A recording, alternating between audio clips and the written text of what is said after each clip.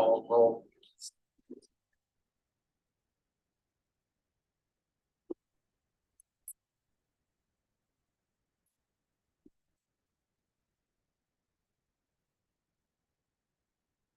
Director Bradley, Here. Director Brent, Here. Director Cardenas, Here. Director Daly, Here. Director Beagley, Here. Director Litvack, Director Olson, Present. Director Peterson, Here. Director Prokopis, Here. Director Silvestrini, Here. Director Stevenson. Here. Thank you. All right, we'll move into public comments. Do we have any public today? Do we have any online public comments? Right. Seeing none, we will move into the UPD update. Before that. Good morning. The sheriff apologizes. She's out of town at a conference. Asked I fill in for her as part of an update. So this last week we completed the Community Police Academy this last Tuesday. We had about 25 citizens participating in that event. And Mayor Stevenson, thank you for participating in that. Hopefully, it provided some insight to your police department and what we do on a day-to-day basis. We certainly encourage the board members, your councils to, if we hope those to participate in that. We think it has a great value to you and to our community. So thank you. We certainly want to recognize the State Crime Lab. This last Saturday, we had an event up in the Mill Creek City area. A aggravated robbery and assault occurred at a barber shop. The female shop owner, older lady, was assaulted. The efforts by the suspect, he beat and assaulted her to near death. She was able to fight him off and he left due to the investigators' hard work and out of state crime lab. We collected DNA evidence at that location. We were able to convince the state to work through the weekend with that DNA. They were able to obtain a profile on that DNA, entered into CODIS. That information was provided to our major investigations group. We were able to identify a suspect because of that DNA. And then over the weekend, they were able to hunt him down, arrest him, and he was charged yesterday afternoon with that event. It was such a high profile concern for public safety. It was a random event. This individual is a lengthy criminal history, in and out of prison, 61-year-old male, just a violent encounter in the Mill Creek area. And so we thank the state lab for their efforts, willing to go above and beyond, well, our investigators and that of the U.S. Marshal's Office Violent Apprehension Team, known as the EFAST, which we work with regularly. And so we thank them for their efforts to get this individual off the street. Chief, I want to say, if I can, thanks to everybody involved in that. This particular crime was pretty horrific and kind of traumatized the community. This business is kind of popular, and it's really a sad thing that what happened to her, but great police work, awesome job. And it makes our community feel much better that this person's off the streets now. Absolutely. Thank you. As you may be aware, in the media, Tuesday evening, we had a event out in Magna around the midnight hour, where we experienced another officer-involved shooting. We had one 2 weeks ago that the sheriff reported on in Midvale. In this case, officers in Magna and Kearns, along with other neighboring agents, responded to the event due to the significant public threat of a potential active shooter. This individual was armed with a rifle, firing in the neighborhood randomly. Our officers and neighboring agencies officers arrived to assess and try to de-escalate the event. SWAT was called out and they responded, but prior to their arrival, the suspect had entered a home, unknown to us whether it was his home or a third-party home, a stranger home. Moments later, he came out with a female, fired more rounds. The female victim fell to the ground. Officers responded appropriately as they were trained. They resolved that situation. The suspect unfortunately succumbed to his injuries. We had 7 officers from UPD and 2 from outside agencies who were involved in an officer-involved shooting. No officers were injured. The female was not injured, but it's those types of events These events occur almost on a regular basis, almost weekly. Unfortunately, or fortunately, rarely do they result in an officer involved shooting. Resolve those peaceably through negotiation, through efforts of watch commanders, sergeants, officers on the street, negotiators, SWAT team. The tools we have in our tool belt here at UPD to resolve these peaceably. Unfortunately, this one did not in that way. On the other side, there was no public hurt. You probably saw media events and neighbors being interviewed, their concern of events like this. So again, that is my update. If you have any questions, I'm happy to answer them. Okay, we'll move to Mark on his update relative to personnel. Good morning. So again, just as a matter of routine, we're just going to give you this presentation every time that we have one of these meetings, just to kind of update you on our staff. That's the sheet now. Give you an idea. So we've kind of had an extraordinary couple of weeks as far as staffing goes. We onboarded 3 new people a week and a half ago.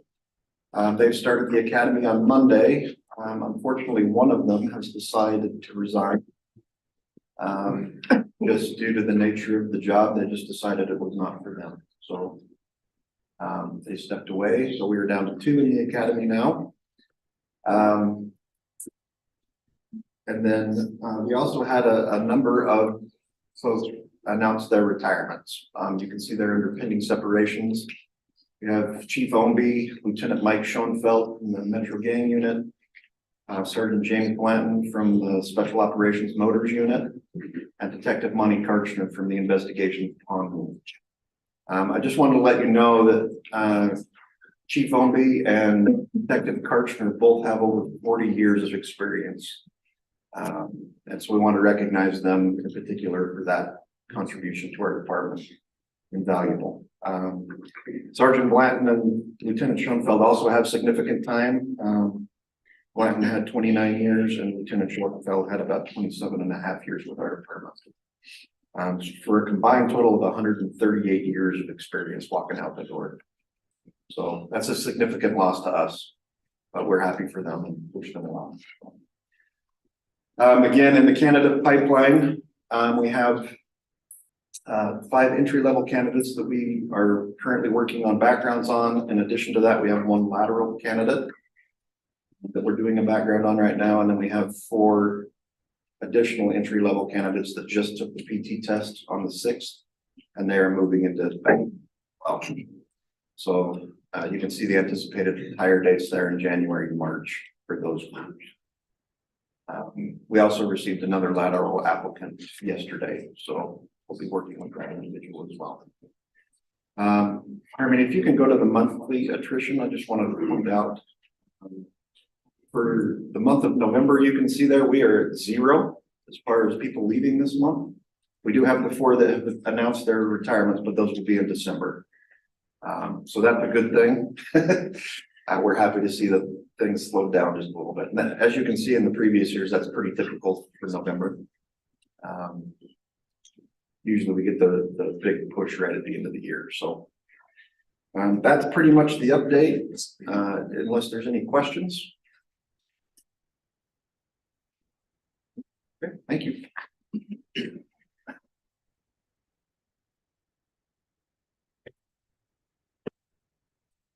Move into item 4, UPD reorganization update from Chief Master.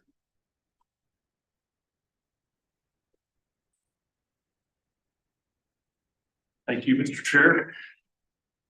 Just a few things to update you on. We're continuing our communication strategy for both internal and external groups and stakeholders. Been going well. We held a series of question and answers with employees, both sworn and civilian, some large groups, some smaller groups. We got, I feel like, good results on that. We also learned some lessons from that we can utilize for future Q&As. I'd really like to thank those mayors that did participate in the Q&As. I think that was very helpful, and I got some good feedback from that. There'll be more opportunities if any of you as board members want to participate in those in the future as we get more information. We'll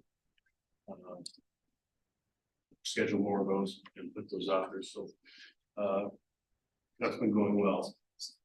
We've also had a number of meetings with the townships to talk about the tax cap and issues related to the funding. So these, I know Rachel Anderson's planning on doing a more detailed update. Those have gone well, and in general, we've had good support and good feedback from those meetings. So we'll continue to do that, and we will keep meeting in both councils and workshop environments in the future. Try to every few months make sure we just get around to everybody and talk to all the council. Is proved to be productive, so we'll continue to do that. If there is in particular one of your councils, or you're going to have a workshop, or you want some sort of presentation information or update, please contact myself or Harmony. We'll be happy to get out there and do that at any time that's convenient for you. If not, we'll just reach out to schedule. Along with those meetings with the townships, I just wanted to recognize Rachel and Rick. They've done a lot of work, working at nights, put those numbers together and make those presentations. So I think they've represented the Slovisa district very well. It's been great to work with them. I've learned a lot from them. So I want to just recognize them and appreciate their efforts. There will be another UPD interlocal meeting on December 7th. Can't remember what time that was scheduled for, Harry. 10 a.m. UPD local 10 a.m. Labor will be getting involved. We'll be folding them into the discussions now as we move down that road. We're making good progress there. Appreciate Harry and his efforts. He's working on it constantly. So see good things coming there, and we appreciate Labor's willingness to jump into that. One last thing I'll show you. We've been burning through the work charts. I want to show you something. This is the recent. I think this is the recent one as of yesterday. Now, it may look kind of the same as it did before, but we're taking a new approach. And like I told you 2 weeks ago, we're getting close, but we've been kind of getting kind of hung up in our creative process. So a great suggestion was made, instead of doing this as a group or looking at these in terms of groups or looking at them in terms of sections, we started to go through and look at them, each of those columns, more from instead of horizontally looking at that chart, looking at them vertically. I've got meetings and been in meetings for the last 2 weeks, one-on-one with every commander, chief, their lieutenant, whoever they wanted to invite to that meeting, but just a small group dynamic to get creative and talk about that. So we've gone through each of the divisions. We've gone through most of the precincts at this point. We'll be going through Magna and Kearns precincts next week. Tech services, and there was one more. But after holiday, we'll be doing holiday next week. After that, we'll be done with that process. But it's actually proven to be really interesting because it's forcing us to look at this in a different way. We have found a couple areas where we can create efficiencies, or where we have not been looking at something creatively enough and looking at it a different way, where it's generated some good ideas, oftentimes ideas that don't have anything to do with that particular precinct. So as this gets refined, I'll send out this updated chart to all of you on the board and get that out to our commanders and share it. But we're still not quite done. There's a couple areas that we've got some very creative ideas that we're still trying to mash those out. But by midweek next week, we will finish all of those one-on-ones. And then I would like to present not only the chart, but some updated numbers for you in terms of what we're looking at, our budget projections for that chart. So we're very close. And again, keep in mind, it's a draft, subject to change. There are some variables out there, both budgetarily and some things going on, like for instance with the sheriff's office that we're still waiting to hear, that will affect potentially what that chart looks like. So that will come in due time. We'll just be ready to make those adjustments. But the point is, we built the whole thing out. And if we need to make adjustments, we can make those efficiently and quickly. And get that out there. So, any questions for me on anything that we've been working? So, hey, Mayor Stevenson, I can't see on my toolbar how to raise my hand right now, but I have a question for Chief. Go ahead.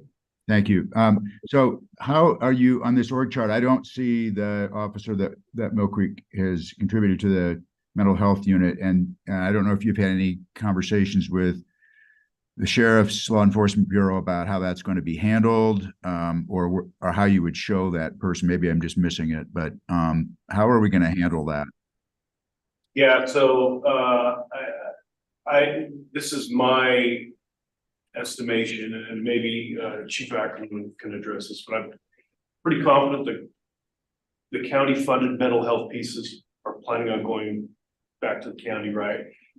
There is on the chart, and I know we put it in there, I think it was either yesterday or the day before, we realized that the mental health detective that you have was not on there, so we added that. Should be up there under investigations, MHU. Okay, yeah, so it's in there, Mayor. Okay, I see it now. I see it now. Yeah. So we've got that in there. Okay. So yeah, that's kind of what we're looking at. We're like really drilling down in like mental health and our COP and our DEU, our traffic, our DEA participation, and looking at those things. And seeing the bottom left there, as this chart stands right now, and I hope we can figure out some way. Right now we have, with the exception of the DEA, we really have no task force participation. And I think down the road, it might be worthy of having a discussion, just having one representative in the Metro Gang Unit, because it's probably one of the most effective. Yeah, I guess I'm just wondering if that, that's one of the things that that I am interested in talking with Mayor Wilson about, and we have scheduled a meeting with her now for November 30th, I think. But I am interested in exploring with the sheriff and the mayor's office how we can contract for things, vice versa, like mental health unit, like the task forces and things like that. Big Sheriff Rivera raised her hand. Yes, I hope all of you can hear me. We do have the mental health unit built into our model, just with the sergeant and the officer that is currently funded by Salt Lake County. And the thought is to continue doing the service like we have been with all the different entities that participate. They just have their out of their own precincts or city police departments, they participate. We plan to continue that, and Sergeant Sampson would continue to do the training. But if you want to participate, you would just have to have an officer do it secondary. I know Mill Creek, you have a full-time officer that works really well. So that I'm glad to see that built into the model, because I think it's important, and we've seen in Mill Creek how that does make a difference. So we do plan on to continue that. We have 5 other agencies and a couple more coming on board. So I think it's important to continue, but that wouldn't really be a contract because it's countywide service. I believe Sergeant Sampson can just do that as part of the countywide service. Okay. Yeah, and our approach, Mayor Silvestrini, it would look very similar to what it looks like now. So if any of the precincts wanted to participate in that, they could add a body to help those cases. So we basically got that as it stands. Any other questions for me? Yeah, I know there's a lot of variables involved, but I was just curious if there's been any update on where UPD might be meeting out of, like where your building might be, or if you're staying here was even possibility, or was still on the possibility list. It is all on the table right now. You know, we've had some discussions with Salt Lake County. In addition, we went toward one more property last Thursday. The commercial property option, I don't know if that's gonna really be viable. We're also looking at other options of housing in existing precincts or facilities that we have now. But that's still being worked on. It's also becoming apparent to me there's a timing issue there, you know. When we move and if we need to move, for instance, if we find a property that we really like, it's available in February, but it may not be available later in the year, so. Yeah. It's a really complex. No, and I totally get that. I was just curious if there was anything new on that. Yeah, we're definitely getting an education in that area. We even looked at maybe sharing a building with EMSD, but the expense was really too much. So Got it. we're very open to every option, not discounting anything. Thank you. Mayor, I have a question. This new org chart was built within the existing monies that are available to include a 7% increase cap, correct? Correct. All this still fits in that new projection. Yeah, and so for instance, when we're doing these one-on-ones, one of the advantages of that is we can go in and say, hey, here's an idea. Lieutenant Ward puts it in the org chart and Rick gets on a spreadsheet and says, we add that or we take that away, and we can look at the percentages, see what it does to the budget immediately. And then we can discuss that and then we can go back and either hit the reset button or say, well, keep that. So we are fighting like crazy to get as close to that 7 as we can. And none of that includes any new salary information or anything, right? Correct. We're just looking at salaries and our existing operation costs.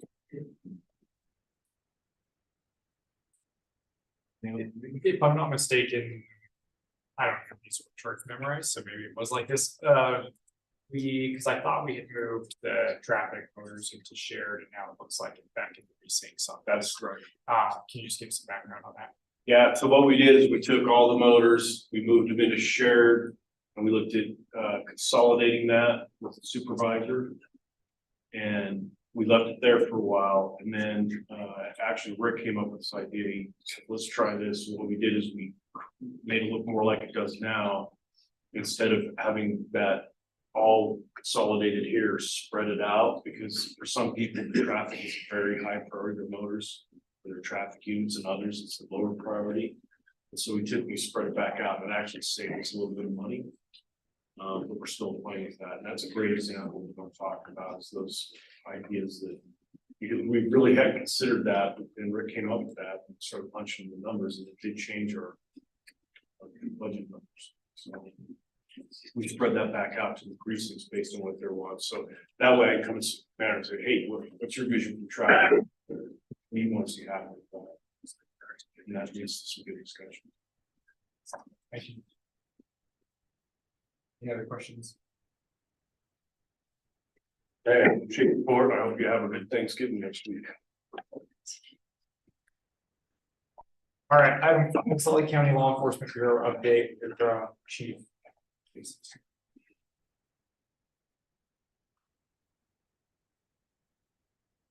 Good morning, everybody. We do have a couple of things to update on, some relevant to the board, but also some information we'd like to put out for those members that are watching as well. The first one being, we do have a merit commission meeting scheduled for December 12th. That will go over our proposed hiring plan to include how we're going to fill all of our ranked positions. As you can imagine, merit commission policy was not written for a separation like this and starting up a whole bureau at once. So there's a number of exemptions that we're looking at. We're going to discuss that on December 12th. In addition, we'll be presenting our pay scale for approval by the merit commission. So December 12th, merit commission meeting is scheduled. We are working to finalize our compensation package proposal. We're pretty close on that. We have one final meeting on that tomorrow before we can move on to the mayor's office and then on to the county council with that. We did change county policy. One big concern of our members were current policy would be when you come over to the county, your seniority as far as your bid seniority would be your hire date, and then the number you were hired on that day. So you can see if we hired different units on different days than other units. Someone with seniority in a later unit, to no fault of their own, would fall below perhaps a unit that was taken over initially. So that is a exemption that we've written into our current policy.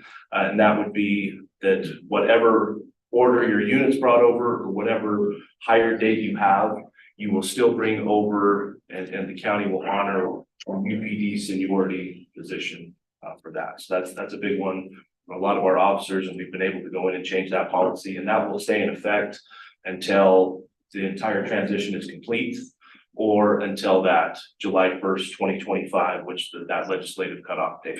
So we have a policy committee working to bring over UPD policies for our law enforcement bureau, and also create a policy for our law enforcement bureau, in addition to revising a lot of those overlaps that we have with current county policy. So we've begun on that project, and that committee has started meeting. And then we are working to finalize, Slovisa requested a proposal for costs, and we're working to finalize on that. So that is my update. If there's any questions though. I have one. I'm curious about an employee that left UPD to go back to the sheriff. What happens to, say, a couple hundred hours of vacation, a couple hundred hours of sick leave?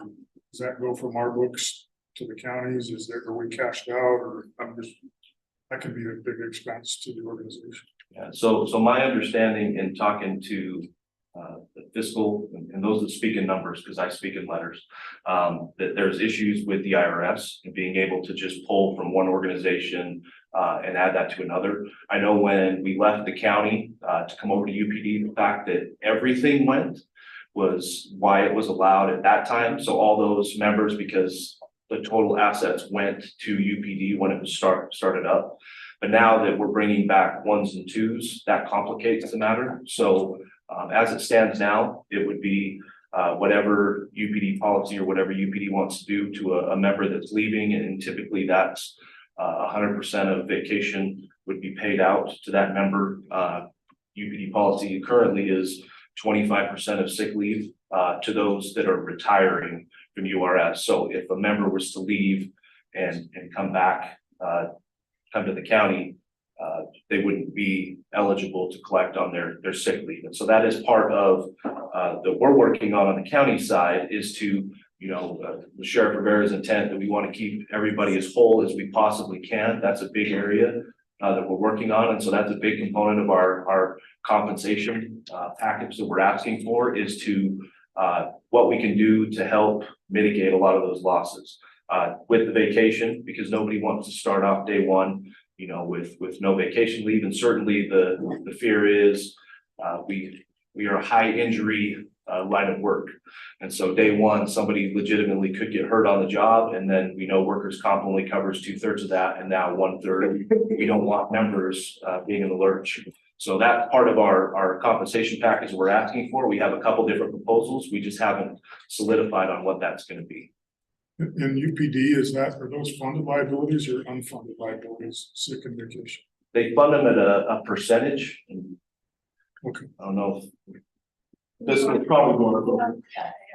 Funded vacation, and then the 25% for those who are eligible to retire. So they have to have 20 years in the retirement systems. Thank you. Good question. At one point, it was talked about that the sheriff's office may start to move some things out beginning in January. That's coming up quite quickly. Is that still the plan? If so, what does that look like? Yeah, I don't think realistically we'll be able to bring over certainly units in January. That's probably a little aggressive, just for we have to have other things in place before that. And so I don't know that it's completely off the table, but we're definitely reassessing the ability that we'd be able to do that earlier. So that's still something that we're working on. Do we have, just as far as the county starting that process, do we know what that looks like on our end? Is it just, since, from my understanding, no letter has been dropped to say the county's leaving, so I don't know that we're in a formula process at this point. So is it just that somebody that's direct paid by the county, that's just all going back, car equipment, all of that, so any physical retaining that comes with them is going as well. Yeah, we're talking about formalizing that. We met about 2 weeks ago with council for the county to try to formalize what this will look like and paper it in a way that outlines that issue. So I hope to have something to report to the board in this next meeting on that. But I'll just say that's one of the primary issues we're working on right now.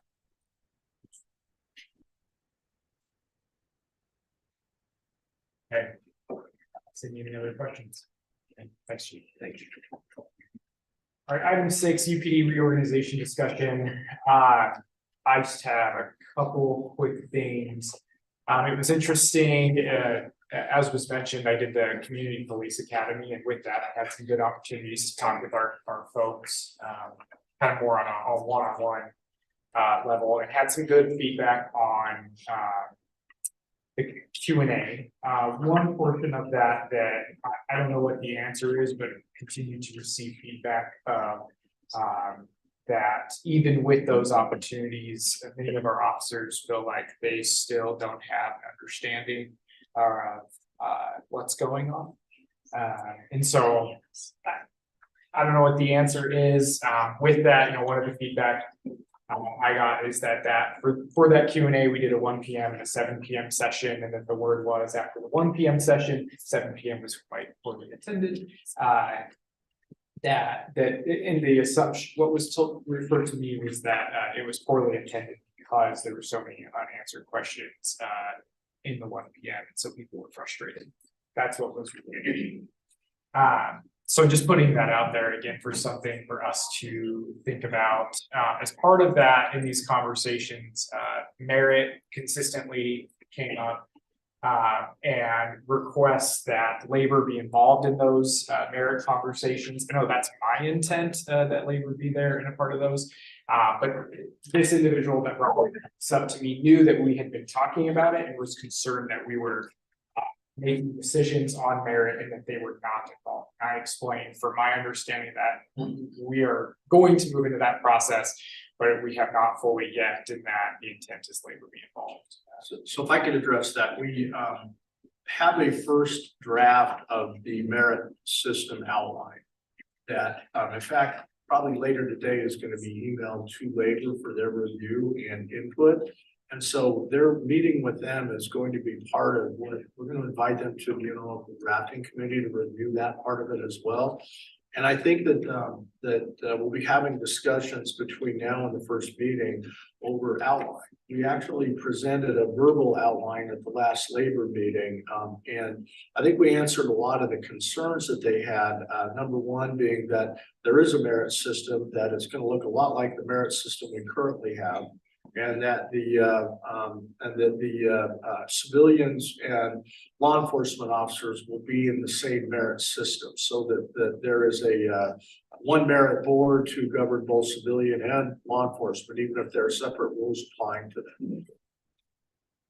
There seemed to be general satisfaction with that structure, but obviously they'd like to see the written version, and that's what's going to go out either later today or tomorrow, so they can review it over the Thanksgiving break and we can talk about it. I would just say this from the initial impression I got is that they were satisfied with the structure generally. Yeah, and I guess my only ask on, and this would be for you, Maz, is I know that an email went out a while ago that he said, hey, if there's feedback on there, I just want to make sure we make a concerted effort on that, that our folks know what's being proposed, if they have feedback on how we can improve this feedback. And then again, any other way we can make sure.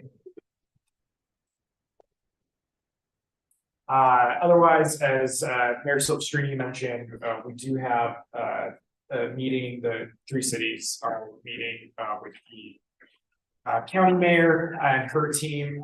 She has invited that as well here in a couple weeks. So that's one that we've been waiting to get scheduled for a while, and I'm sure we'll have some updates after that meeting.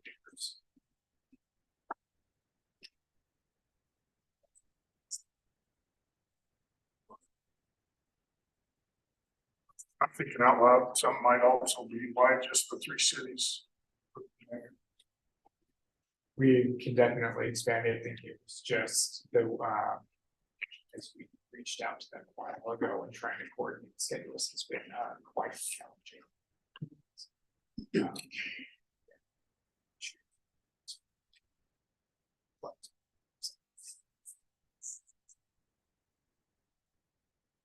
I understood that one.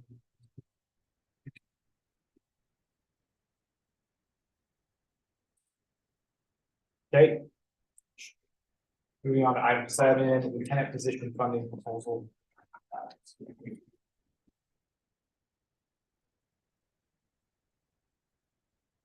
Sheriff discussed this last board meeting, open for dialogue and some word so we could respond appropriately and get some information. Harmony, if you can pull up, that's why.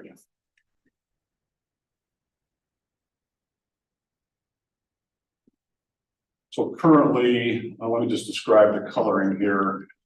Currently, the green represents what our watch commander 1 is covering now. The red indicates our sergeant coverage 24/7, 7 days a week. The blue represents when division lieutenants and precinct commanders are working generally Monday through Friday, 8 to 5-ish. Certainly call out, those types of things are not included. This is the normal schedule.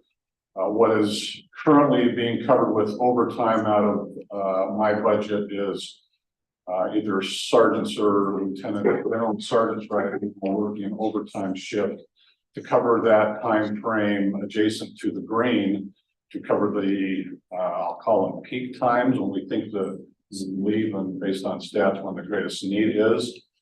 If you'll go to the next slide. So what the request is, the proposed is adding the, as you recall, the board funded a 1.5 through from July 1 to December 31 funding. That position, the person retired October 4th, and so that funding remains, and we'll get to the funding piece momentarily. The proposal is to add that second watch commander, as you've seen in Jason's Chief Maz's proposal for the July 1 timeframe of 2 watch commanders.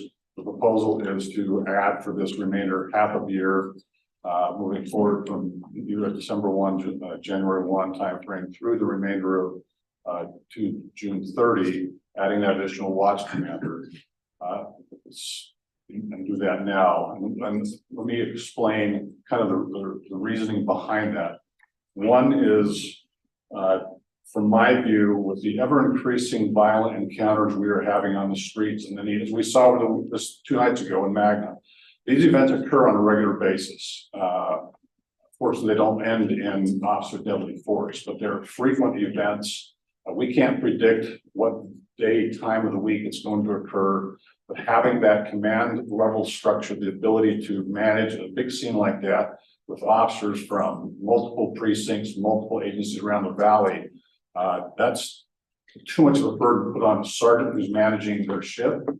It's because they're stepping back from the 30,000 foot view and managing not just that event, but now the events across the valley, because they're still responsible for all the pieces we put together as unified police. And so currently we have 2 openings that will occur December 1st and December 17th, with the departure, retirement of Chief Omby and that of Lieutenant Schoenfeld and Metro Gaines. Those 2 exits will then extinguish our current lieutenant roster.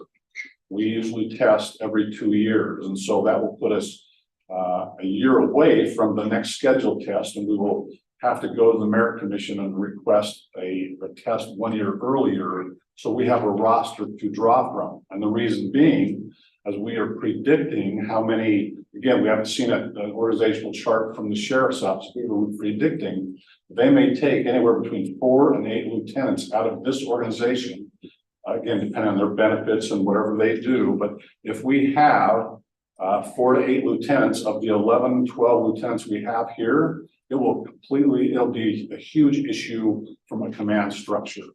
And so we will go to the Merit Commission to ask for an earlier test. We have a list to draw from when that time comes that the county either takes over, or again, those will be individual choices from lieutenants, because they will create an organizational structure relative to their current merit system of lieutenants and captains, and they will need bodies to fill that. So we could easily lose 4, I'm guessing 4 to 8, we could lose to the sheriff's office of the 11, 12 lieutenants. So we will have to do a test early, and the sooner we get people in the system for this coverage, the better. The soonest we can have a list, probably if we started today, available to promote from, would probably be February. Maybe even into March, based on the time of test, the process, the appeals process. To have an active list could be, I'm guessing early would be February 1st. Probably more likely around the 15th or March 1.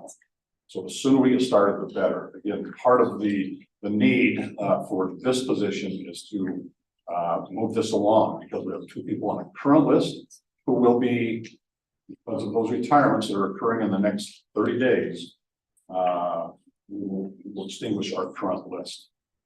Let's move to the funding piece. So question from Deputy Mayor Litvak: is there going to be a cost increase to our members? Debbie, you want to talk about this? So, yeah, so as we looked at this, and I think what really triggered it was Chief Giles when he was looking at his overtime, and in that first chart, you'll notice, you saw, right now, his budget is at 49.4%. We're only at 38% of the budget. So that's just going to continue if we don't do something.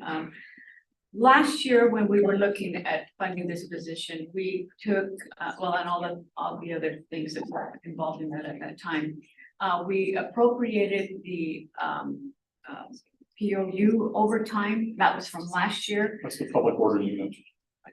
And this year, we have some overtime monies that we think we can, we're pretty confident that we should be able to use to apply towards this, funding this position for the remainder of the year. Last year, we used about 13,000. We budgeted 81,000, a little over 81,000. So we can take about 65,700 out of there. The lieutenant who was filling this position retired in October. So we do have some unused wages and benefits because that was funded for the first half of the year. So we have about 34,800 left in there. Part of that, however, was used to do a payout when he left. And that payout is funded in the restricted fund balance. So we have that sitting in there in the compensated absences restricted fund balance. So we're going to bring that back to replace those wages, to replace what we took out of wages and benefits. So that's 16,700 that we can take out of there. So that gives us 117,250. To fund the remaining half of that watch commander position is 100,500. We want to be able to start that position on December 1st, so we need 16,750. So with that, we have funds that's needed to fund that position starting December 1st. No increase at all To any of the members. Does it impact the that we're currently looking at for reorganization? Not for this current year, and the. No, I mean ongoing. So the org chart we're looking at, is this position anticipated when we transition? Yes. So all we're talking about is, look, we can put this position in place. We have the funding. We don't have to pull from fund balance, but it's not going to increase what we're looking at. Okay. No. All right. Well, and as Chief Maz and I talked with other commanders, part of the goal here is to right size the ship as we get closer to July 1 and not wait for July 1.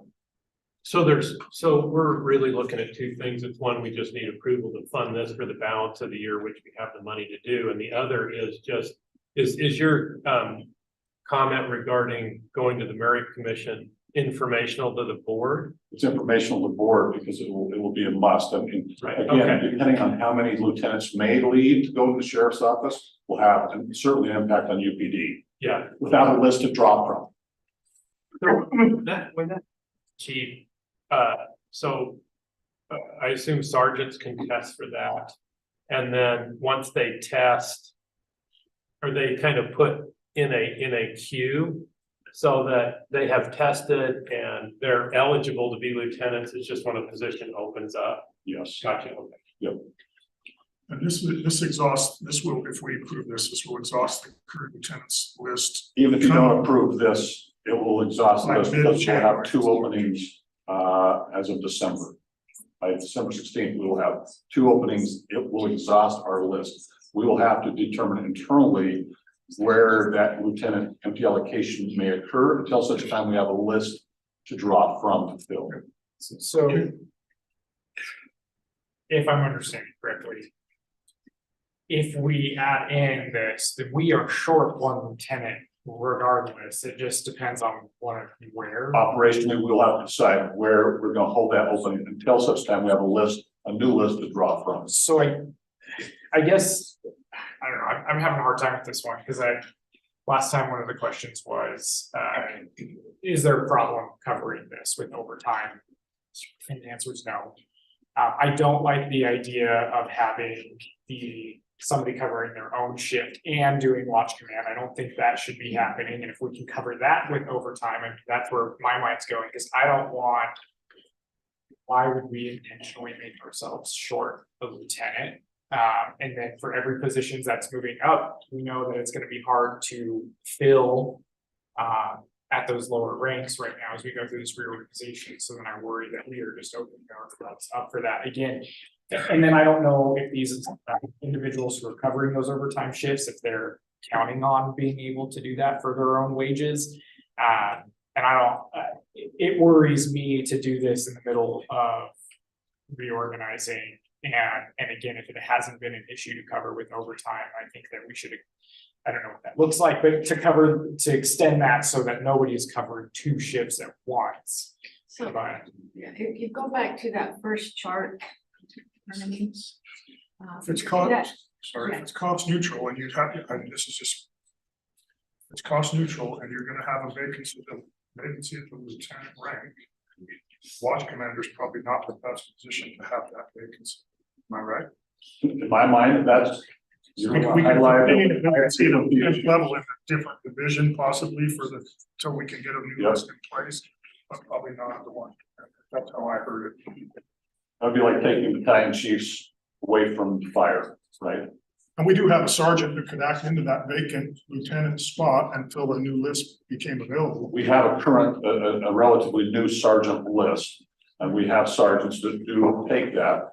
If we stay at the current overtime rate of what we're expending, overtime out of my budget will be exhausted likely by mid-March. Without this change with this money we've. So leaving it status quo, we will run out of your overtime budget before June. Oh, yeah, most definitely. And Mayor, if you look at that chart, if you look in the yellow part, when we were talking about whether the overtime could be covered, it's only that yellow section. But your concern about the sergeants pulling double duty, that's in the red section. So that is not the part that's going to be covered with overtime. And you go to the second chart on the post shift section, then you see where the light green is at. So it does alleviate some of that burden from the red chart. If we get this position funded. This also comes into play, for example, let's take Midville, for example, let's say your graveyard sergeant takes a week off. There is no sergeant coverage in that week. It's not backfilled. The advantage of having a lieutenant on now has the ability to manage those issues within Midville as needed. That makes sense. So when a sergeant takes time off in a patrol division, it's not backfilled. You don't bring on somebody to cover that shift.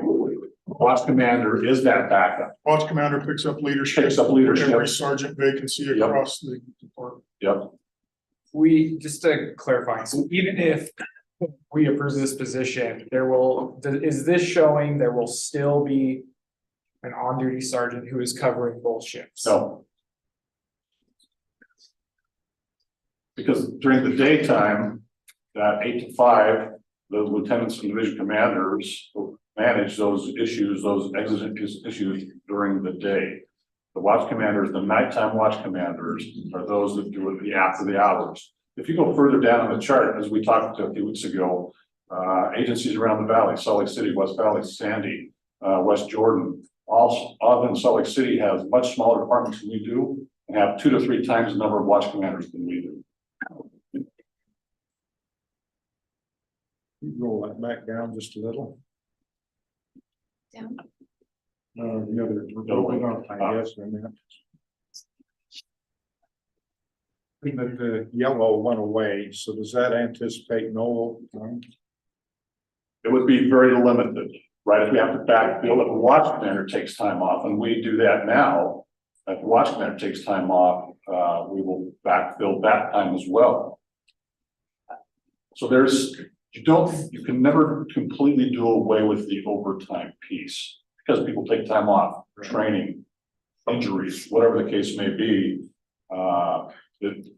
From my position, the watch commander, because patrol is where our high frequency, high liability events occur, is during that time frame, and not to have a commander of someone of that rank on duty to manage those, I think is a significant liability to the department.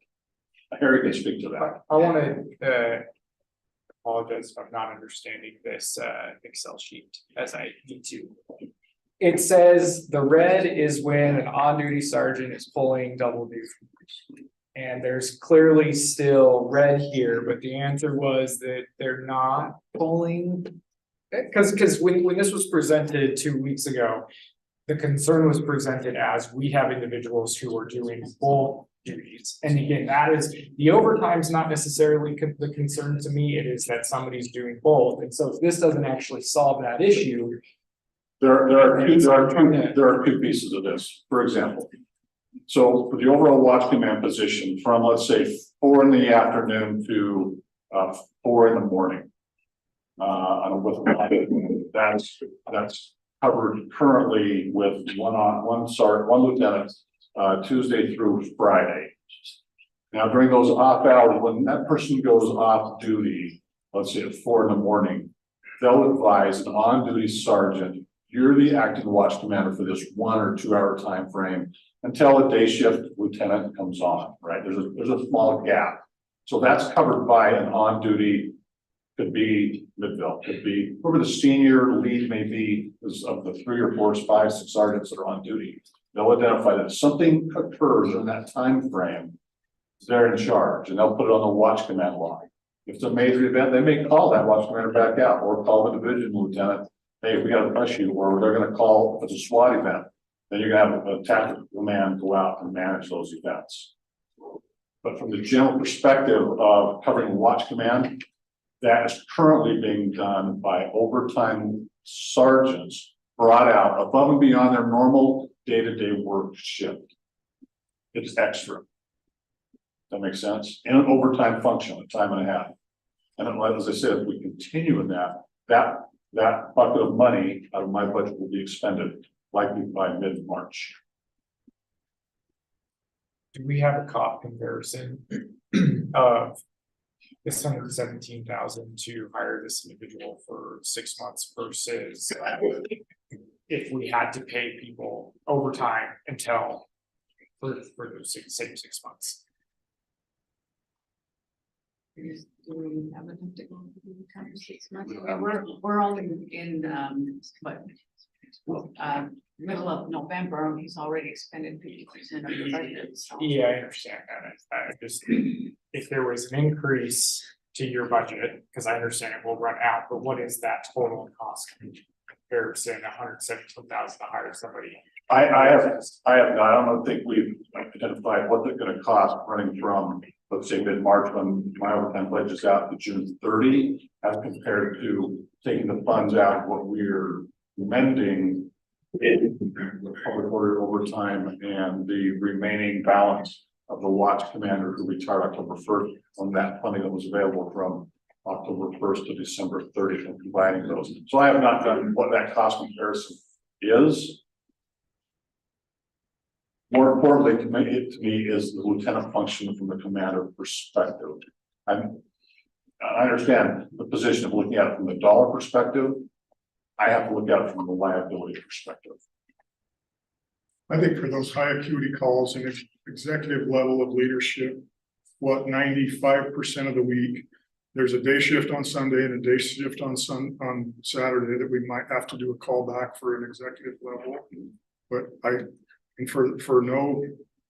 would assume time and a half for somebody else versus straight time for a new watch commander. Time and a half should be more expensive, you think, Yeah. for the 6 months of the year. Essentially probably paying time and a half rate for that entire 6 months to someone.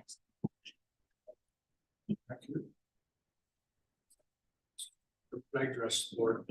On the liability question, I attended our insurance mutual meeting recently, and far and away the biggest risk to a police organization is use of force claims. It is automobile liability claims related to either pursuing someone who gets involved in an accident with an innocent third party, or officers either responding to or following somebody getting involved in an accident with innocent third parties. Those claims are off the chart in terms of their size and in terms of their frequency.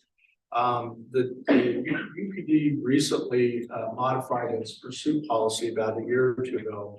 And it is vital that those making the call on what to do, and there are times you do need to pursue based upon the dangerousness of the individual and the severity of the situation, you need to pursue them. They need to be someone with experience in that area. And I know our current watch commander is very experienced in that. He helped draft our current policy. But it's important that we be consistent in how we approach that. And at this time, our current self-insured retention is $700,000. If there's an incident, it could easily hit that point. And that's a lot of money that would come out of our risk fund if we have a claim like that. So I think that one of the most difficult challenges in terms of the department is dealing with the question of when to pursue, when not to pursue, when to terminate a pursuit, so that both we're protecting the public, we're protecting our people, and we're also protecting us from liability claims that are probably, I would say, the #1 challenge of police departments around the country right now. Okay, I really want to be done with my questions since I'm taking up too much time. But a follow-up on that. So is it during a call where a pursuit could happen, is the watch commander making that call then? It generally be the sergeant, but the overseer would be the watch commander. And in the example of there's not a sergeant on in Mid-Bell and Mill Creek, whatever, it will be the watch commander. All right, so you're just looking for direction from the board.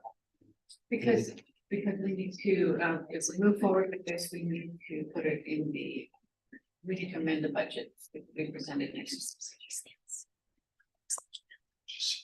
Can I just ask, well, #1, I have zero problem with this because it's anticipated in the budget we're considering now the new org chart. So it's not going to create a problem for us in terms of what we're already looking at in the org chart. And we have the money in the budget to do it, and it's justified. We need to do it long term. I would like to get a little bit better comfort level in terms of this issue of getting, it seems to me like we need to get quite a few sergeants into the queue as being promotable to lieutenant in the coming 4 or 5 or 6 months, right? Right. So we've got 4 retirements, resignations coming up, and then you said, Chief, that you anticipate as many as 4 to 8 lieutenants or higher that may move over to the county in the couple weeks as well. The potential exists. So the county, from my perspective, they've hired their chief and deputy chief. The next role will be the lieutenant role, but they have captains there on the county side So for them to be able to promote within the merit system, they will have to take, let's say they need 3 lieutenant or 3 captains. I don't know until we see their work chart. Then let's say they need 3 captains, maybe they need 4 lieutenants. There's 7 bodies right there. So out of those, when they start taking the county, that could be 7 bodies, and they, I suspect, would take over the promotional exam on the county side, and of those 7 lieutenants they may have taken from UPD, they will promote their 3 or 4, whatever number to captains, because they're gonna need a baseline to fill those roles, which could have a huge impact on UPD, depending on, again, we don't know who's going to leave, but of those 11, again, all this is predictive analysis, right, based on experience. But I anticipate somewhere between 4 to 8, we can easily to the sheriff's office based on their pay and benefits, what have you, that will put us now in a position of, wow, we're way behind the curve. We don't have a list to promote from. We have to extinguish a list before we can start another list. Yeah, I guess my only question is there could be over the course of the next 6 months, a large transition for people that are either resigning or retiring, and then lieutenants moving up to fill those positions, right? And opening up those lieutenants positions that need to be filled with sergeants that are in the queue and being ready to be promoted into those positions. So I guess my question is, I have no idea what the requirements are to promote to lieutenant, but do you think we have enough applicants? Okay. Yes. So if we go to the merit commission and we explain that we need to fill these positions, we will have enough people that can test and then be put in the queue. So when these transitions start to take place, say over the next 6 months, we'll be able to fill up the ranks and fill those positions with qualified people. Yes, I'm comfortable that plenty of starters will take that test, will be motivated. Right, okay, thank you. Thank you, Mr. Chair. Any other questions? Not. So I just need direction whether I will plan to add this to the amended budget. Well, yeah, then you need to vote on this motion. Well, it's direction. I don't think we need to vote until we get the actual budget amendment. Okay. Right. Just to let you know that to anticipate this will be in the amended budget. Thank you. All right, with that, we've got some upcoming meetings. We've got the UPD Finance Committee meeting Tuesday, December 12th at 8 a.m. The next board meeting is Thursday, December 14th at 9 a.m. And then your January 8th at 9 a.m. Board meeting. Harmony, I'm going to throw you on the spot. And I'm sorry, UPD into the local community, December 7th, 2023 at 10 a.m. Can you remind us when our 8:30 a.m. meetings will start? We only have February 7th. The first board meeting of each month is the one that you wanted to start at 8:30, and that's the only one that's been scheduled so far. Okay. So February 7th. Thank you. I'm driving here halfway here. I went, oh crap, did it start at 8:30 a.m. and I'm just really late, so I needed the reminder for the meeting. We can have an issue with that UPD Finance Committee meeting on the 12th. I'm showing a UFA meeting that same. Must my calendar's wrong. Probably not. You're correct. And I can't, honestly, I can't remember which committee I'm on anymore, so I'm on to find it. I'm on. But I know there's probably some UFA board members that are, and is that going to create an issue?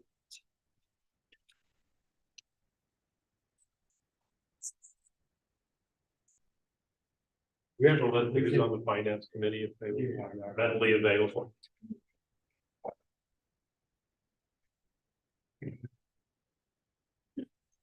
We've got Councilmember Brown's, Galley, Mayor Litvack, Councilmember Olson, Councilmember Prokopis, and Mayor Silvestrini. So you're missing 2 that day. They'd for sure be missing two. Yeah, I mean, I'm fine to go on, I didn't know how many were on there. The others getting 10. Is there time sensitive stuff? On agenda already? For that finance. So the finance committee, we are planning to present the audit for fiscal year 23 and also the amended budget. Which will need to be. The audit, I'm sorry, the audit and what else? The audit, the fiscal year 23 audit and the amended budget for the quarter.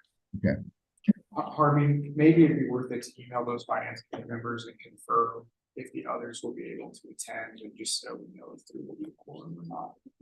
It sounds like a fairly short agenda. Could we do it at 8:30 on the 14th prior to the regular scheduled meeting? I'm fine with it. And a couple items with half hour suffice, and we could just come, those of us on. And both items will be presented to the board. All right, same day. Same thing. I'm good, I'm good. I like that rather than coming in another day.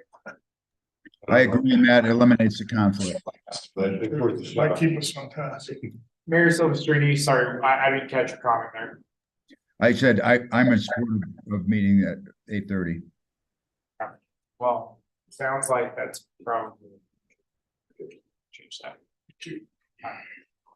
Great. Item, any other meetings we're not aware of? Should be added. Okay. Item 9, approval of the October 19th, 2023 UPD board meeting minutes. We have a motion to approve. And a second. Any discussion on that? All in favor, please say aye. Aye. Any opposed? Aye.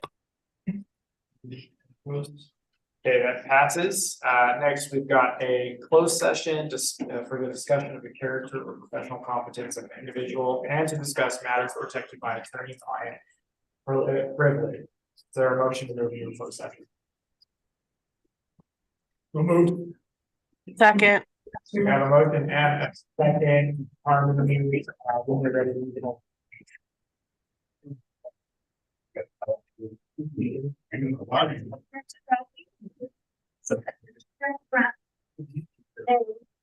Director Christina. Valley. It's